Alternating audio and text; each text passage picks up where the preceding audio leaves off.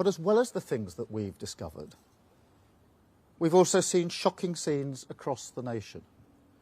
A mindless minority of thugs who thought that they could get away with causing chaos, smashing up communities and terrifying minorities, vandalising and destroying people's property, even trying to set fire to a building with human beings inside it. And as if that wasn't despicable enough, people displaying swastika tattoos, shouting racist slurs on our streets, Nazi salutes at the cenotaph, the very place we honour those who gave their lives for this country, desecrating their memory under the pretence, and it is a pretence, of legitimate protest. Now they're learning that crime has consequences, that I won't tolerate a breakdown in law and order under any circumstances, and I will not listen to those who exploit grieving families and disrespect local communities.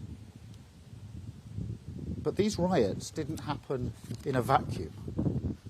They exposed the state of our country, revealed a deeply unhealthy society, the cracks in our foundations laid bare, weakened by a decade of division and decline, infected by a spiral of populism which fed off cycles of failure of the last government. Every time they faced a difficult problem, they failed to be honest. They offered the snake oil of populism, which led to more failure, round and round and round, stuck in the rut of the politics of performance. Now, I saw the beginning of that downward spiral firsthand back in 2011, when riots ripped through London and across the country. I was then Director of Public Prosecutions. And when I think back to that time, I see just how far we have fallen. Because responding to those riots was hard. Of course it was. But dealing with the riots this summer was much harder. Back in 2011, I didn't doubt that the courts could do what they needed to do.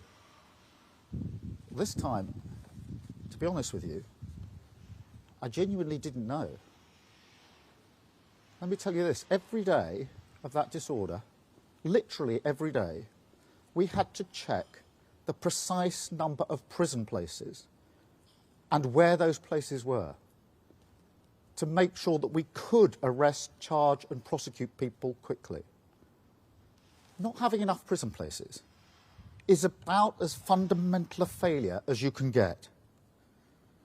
And those people throwing rocks, torching cars, making threats, they didn't just know the system was broken. They were betting on it, gaming it. They thought, they'll never arrest me. And if they do, I won't be prosecuted. And if I am, I won't get much of a sentence. They saw the cracks in our society after 14 years of failure, and they exploited them. That's what we've inherited.